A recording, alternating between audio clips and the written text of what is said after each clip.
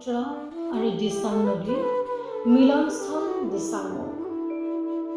শিৱসাগৰ চহৰৰ পৰা 12 কিলোমিটাৰ উত্তৰে দিচাং নদীৰ কাষত বিভিন্ন জনগোষ্ঠীৰ বাসভূমি দিচাংমুখ এক সমন্বয়ৰ ক্ষেত্ৰ। মিচিং সংস্কৃতিৰ কেন্দ্ৰস্বৰূপ এই দিচাংমুখ। পৰম্পৰাগতভাৱে এই মিচিং সমাজে জাতীয় সংস্কৃতিৰ প্ৰসাৰত বিশেষ গুৰুত্ব প্ৰদান কৰি আহিছে। অফলা, লেপাই, আলিচিগা, আজাৰগুৰি আদি গাঁওসমূহলৈ গঠিত দিচাংমুখৰ মূল আকৰ্ষণ দিচাং চাপৰি।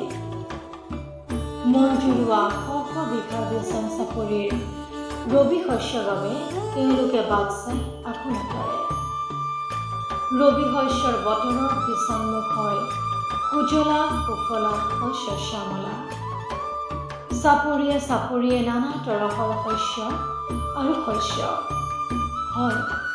দিচাং চাপৰিতে দিচাংমুখবাসীয়ে দেখে খৰালিৰ সেউজীয়া সপোন, কবি, বেঙেনা, ৰঙালাও, সৰিয়হৰ ফুলৰ।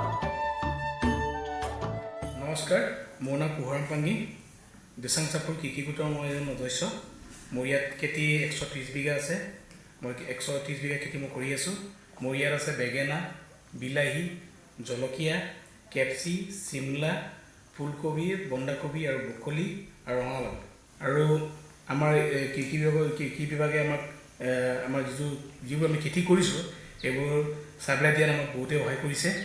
আৰু দিয়াৰ পৰামৰ্শ আমি লওঁ, কিবা যদি বেমাৰ হয় আমি ফোন কৰিও দিওঁ চাৰিঙত আমাক কৈ দিয়ে, ফিল্ডলৈ আহি আমাক দেখাই দিয়ে কোনটো দৰৱ মাৰিলে, কোনটো বেমাৰত কি দৰৱ মাৰিব লাগে, লক্ষণটো কি আমাক বুজাই দিয়ে।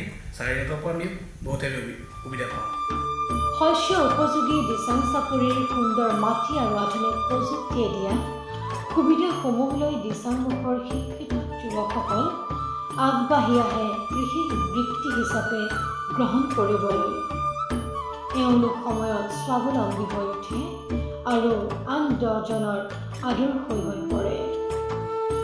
এজনে যদি 50 বিঘাৰ পৰা 150 বিঘা পৰ্যন্ত ৰঙালাও, কবি, বিলাহী খেতি কৰি স্থানীয় বজাৰৰ লগতে দূৰ দূৰণিলৈ বজাৰ দখল কৰিবলৈ সক্ষম হয়, আনজনে আকৌ দিচাং চাপৰিৰ কৃষি কৰ্মৰ পৰা 5 লাখ টকাৰ পৰা 15 লাখ টকা পৰ্যন্ত উপাৰ্জন কৰিবলৈ সক্ষম হয়। তাৰে কেইজনমানৰ এই বছৰৰ উপাৰ্জনৰ লক্ষ্য ক্ৰমে 15 লাখ, 20 লাখ, 7 লাখ টকা। নমস্কাৰ, মোৰ নাম শ্ৰী দীনেশ নায়ক। মই লেপাই চুমনি গাঁৱৰ এজন যুৱক হওঁ। দিচাং চাপৰিৰ এগ্ৰি গোটৰ মই এজন অধ্যক্ষ। মই দিচাং চাপৰি খেতি কৰি আছোঁ বৰ্তমান। ইয়াত মই ধৰক 100 বিঘামান কৰোঁ। তাতে ৰঙালাও 20 বিঘামান, 40 বিঘামান আছে আৰু ফুল, বন্ধা এনে ইত্যাদি, জলকীয়া, বিলাহী, কেপচি, চিমলা মৰিচ এইকেইটা কৰি আছোঁ। আৰু কৃষি বিভাগ আৰু এপাৰৰ ফালৰ পৰা আমি বহুত সহায় সহযোগ পাইছোঁ। অন্ততঃ ৰঙালাওখিনি ভাল দামত বিক্ৰী কৰিব পৰা হৈছে। এনেধৰণে প্ৰায় 250জন কৃষকে দিচাং চাপৰিত ৰবি শস্যত বিশেষকৈ শাক পাচলি উৎপাদনত নিজকে নিয়োজিত কৰাৰ উপৰিও কাষৰীয়া অঞ্চলৰ বহু লোকক সফলতাৰে সংস্থাপনৰ ব্যৱস্থা কৰি দিব পাৰিছে। নমস্কাৰ, মোৰ নাম প্ৰাঞ্জল পাঙ্গি। মই দিচাং চাপৰি কৃষি গোটৰ এজন সদস্য হওঁ। মোৰ ৰঙালাও খেতি প্ৰায় 10-12 বিঘা, তাৰপিছত ব্ৰকলি খেতি আছে 2 বিঘা, বন্ধাকবি 1.5 বিঘা, তাৰপিছত বিলাহী খেতি আছে আপোনাৰ প্ৰায় আধা বিঘামান হ'ব, বেছি নহয়। মই শিৱসাগৰ কৃষি বিভাগৰ এপাৰ্টৰ যোগেদি ৰঙালাও আপোনাৰ 10 টন গুৱাহাটী বজাৰলৈকে পঠিয়াব পাৰিছোঁ। আৰু লোকেল বজাৰতকৈ আপোনাৰ মই 3 টকা 4 টকাৰ ওপৰত দামত পাইছোঁ। দিচাংমুখৰ কৃষকৰ প্ৰধান সমস্যা আছিল বজাৰ ব্যৱস্থাপনা।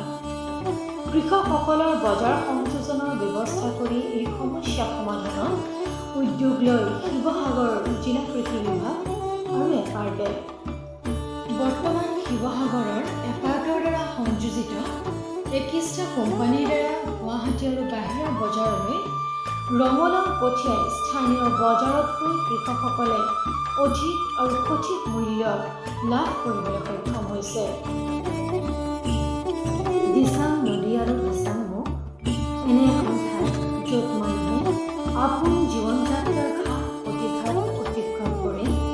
জীৱন জীৱিকাৰ সন্ধান কৰে। প্ৰকৃতি প্ৰদত্ত সম্ভাৰেৰে সমুজ্জ্বল কৃষিকাৰ্যৰ ৰূপতে